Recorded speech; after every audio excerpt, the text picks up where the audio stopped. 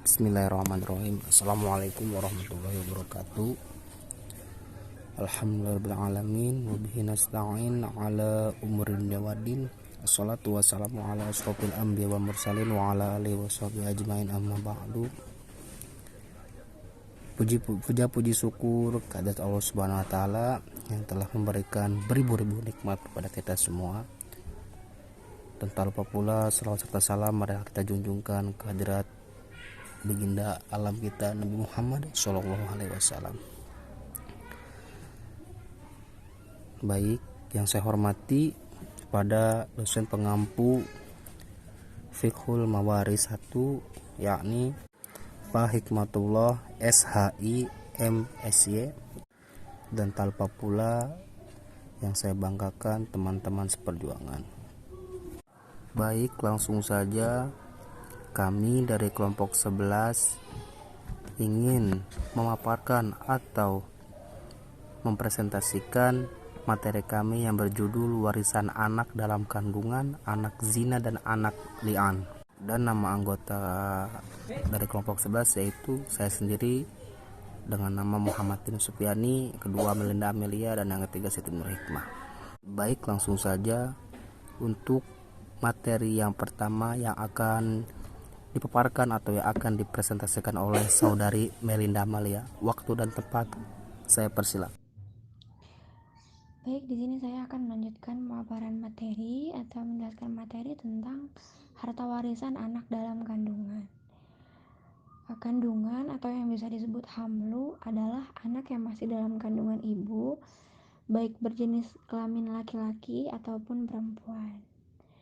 Di dalam pasal 250 BW menyatakan bahwa anak yang sah adalah anak yang lahir atau tumbuh selama adanya perkawinan. Sedangkan dalam pasal KHI menyatakan bahwa anak yang sah adalah anak yang dilahirkan dalam atau perkawinan yang sah dari hasil suami istri yang sah di luar rahim dan dilahirkan oleh istri tersebut. Hal-hal yang perlu diketahui dengan masalah pembagian warisan bayi dalam kandungan adalah yang pertama itu mengetahui batas minimal dan maksimal usia bayi dalam kandungan. Para ulama bersepakat bahwa minimal usia bayi di dalam kandungan adalah 6 bulan, dihitung dari saat akad nikah dilangsungkan. Hal ini diperkuat dengan adanya dalil dari surat Al-Ahqaf ayat 46 dan surat Luqman ayat 31. Pendapat ulama yang lain mengatakan bahwa batas minimal usia bayi dalam kandungan adalah 9 bulan komariah atau 270 hari. Adapun batas maksimal usia bayi di dalam kandungan, para ulama berpendapat batasan ini dihitung dari putusnya perkawinan sampai dengan kelahiran anak. Ada beberapa ulama pula yang menetapkan bahwa batas maksimal usia bayi dalam kandungan adalah 1 tahun komariah. Ada yang berpendapat juga 1 tahun syamsiah, dan ada pula yang mengatakan 2 tahun, 3 tahun, bahkan ada yang menyatakan 5 tahun. Ibnu Sa'ad mengatakan bahwa batas maksimal bayi di dalam kandungan adalah 3 tahun. Ulama Syafi'iyah dan Imam Ahmad Ibnu Hanbal menetapkan 4 tahun. Ulama Malikiyah menetapkan batas waktu yang lebih lama, yaitu 5 tahun. Yang kedua, memberi bagian yang lebih menguntungkan dari perkiraan jenis kelamin bayi, dan bila mungkin juga ada perkiraan bayi akan lahir tunggal atau kembar. Selanjutnya, Al-Alkaf,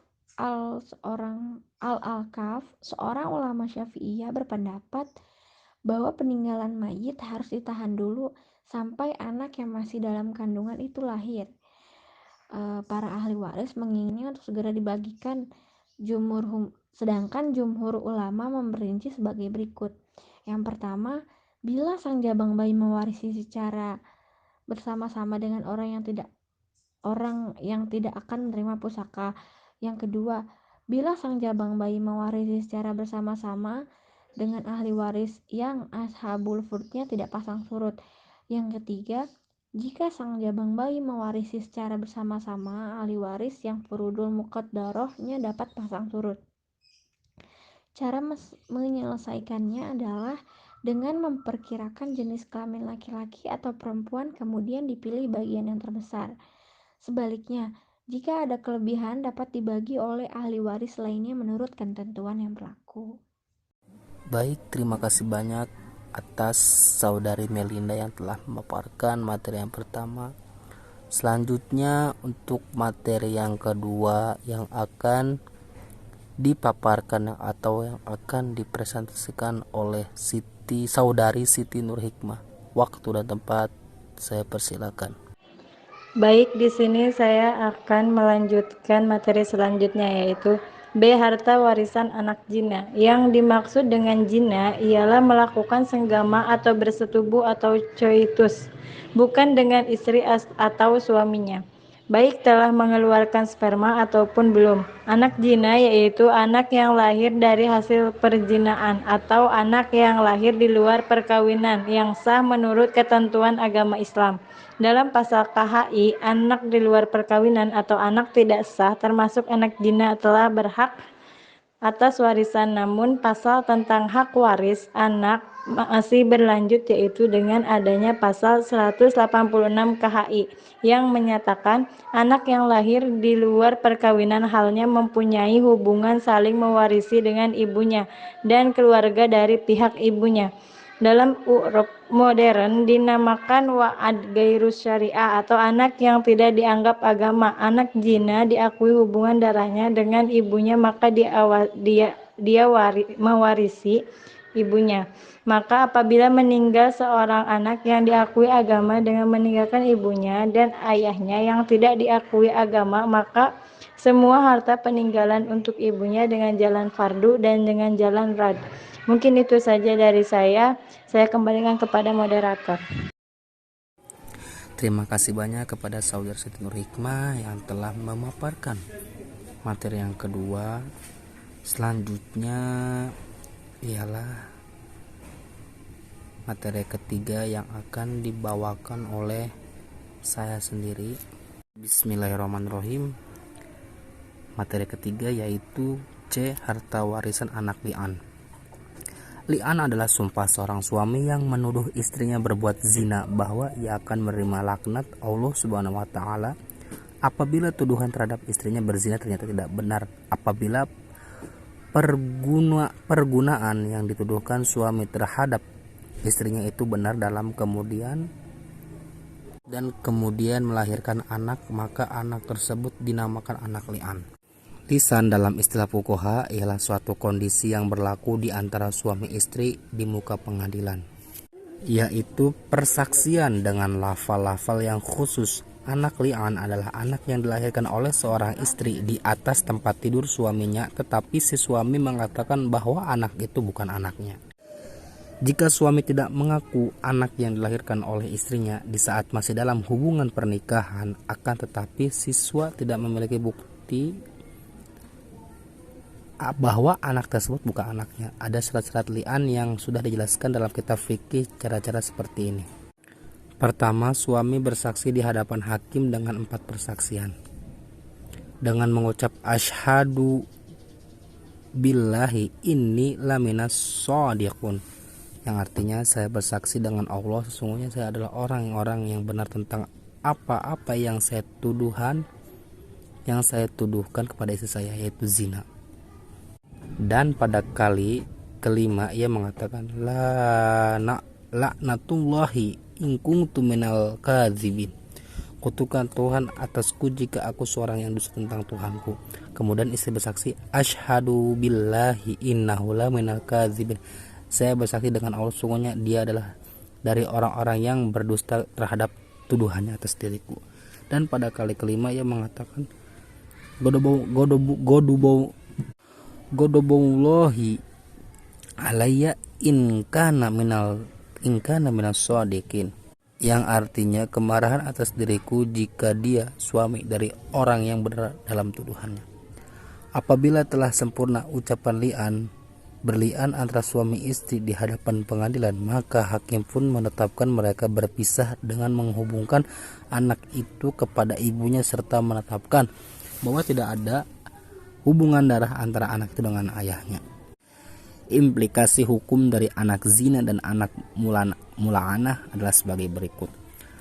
Yang pertama, anak hasil zina tidak mempunyai hubungan nasab, waris dan nafkah dengan lelaki yang menyebabkan kelahirannya.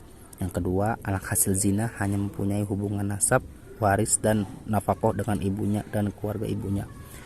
Ketiga, jika lian itu terbukti, maka seorang anak akan berubah statusnya menjadi anak yang tidak sah dan kedudukannya di mata hukum sama. Baik, itulah demikian materi-materi yang telah kami paparkan, dan kesimpulan dari materi tersebut ialah janin dalam kandungan berhak menerima waris dengan memenuhi dua persyaratan, yaitu janin tersebut diketahui secara pasti keberadaannya dalam kandungan ibunya ketika pewaris wafat dan bayi dalam keadaan hidup ketika keluar dari perut ibunya, sehingga dapat dipastikan sebagai anak yang berhak mendapat warisan. Anak yang dilahirkan hasil zina, maka anak tersebut tidak mendapatkan harta waris dari laki-laki yang menzinai dan sebaliknya, tetapi anak mendapatkan warisan dari ibunya dan juga sebaliknya. Alasannya karena anak yang mendapatkan harta waris ialah anak senasab atau satu darah lahir dengan pernikahan syar'i. Kata li'an menurut bahasa berarti saling melaknat yang terjadi di antara dua orang atau lebih. Sedangkan menurut istilah syar'i, li'an ialah sumpah dengan redaksi tertentu yang diucapkan suami bahwa istrinya telah berzina atau ia menolak bayi yang lahir dari istrinya sebagai anak kandungnya, dan kemudian sang istri pun bersumpah bahwa tuduhan suaminya yang dialamatkan kepada dirinya itu bohong. Mungkin hanya itu yang kami bisa sampaikan atau yang bisa kami paparkan. Kurang dan lebihnya kami selaku dari kelompok 11 meminta maaf yang sebesar-besarnya. Jika ada kesalahan atau kekurangan, kami mohon maaf yang sebesar-besarnya. Cukup sekian. Wassalamualaikum warahmatullahi wabarakatuh.